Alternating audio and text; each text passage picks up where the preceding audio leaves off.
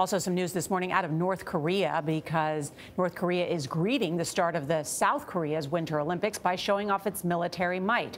Soldiers paraded with tanks, intercontinental ballistic missiles, and other weapons in North Korea's capital, Pyongyang, this morning in front of dictator Kim Jong Un. A few hours later, Vice President Mike Pence arrived in Seoul to meet with South Korean President Moon Jae-in.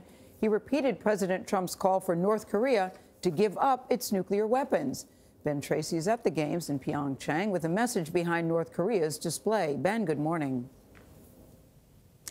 Good morning. So North Korea really has dominated the run-up to these games, first by just deciding to come, then by sending a 550-person delegation, and now by staging this massive military parade on the eve of the opening ceremony.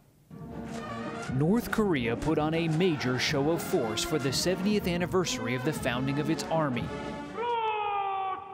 Tens of thousands of soldiers marched in Kim Il-sung Square.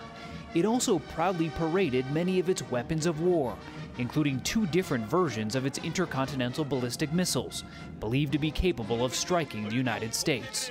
Kim Jong Un and his generals looked on from above. That's probably North Korea's way of trying to show that it is relevant, that it can control the narrative in the region. Shea Cotton is an expert on North Korea's weapons program. He says if Kim Jong Un was trying to look more rational by engaging with South Korea over the Olympics, this was an odd way to show it. I think if North Korea wanted to be reasonable with something like this, they wouldn't be holding a parade the day before the Olympics anyways.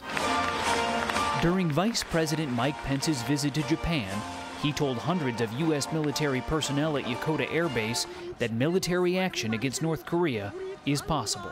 Those who dare threaten us would do well not to underestimate the capabilities of the armed forces of the United States. North Korea was officially welcomed at the Olympic Athletes Village today, and South Korean President Moon Jae-in plans to host members of the North's delegation, including the sister of Kim Jong Un, for lunch this weekend. Meanwhile, American luge athlete Aaron Hamlin, who was named Team USA's flag bearer, is excited about the North Korean athletes who are participating in the games. And that's what it's all about, is bringing people together in a peaceful environment to celebrate sport, and something that we all love to do. For the most part, the athletes don't seem to be focused on all the politics that are surrounding these Olympic Games, and Olympic competition has now officially begun.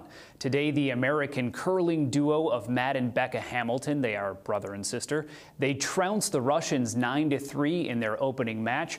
So while the politics may continue here in Pyeongchang, let the games begin. John? Ben Tracy in South Korea.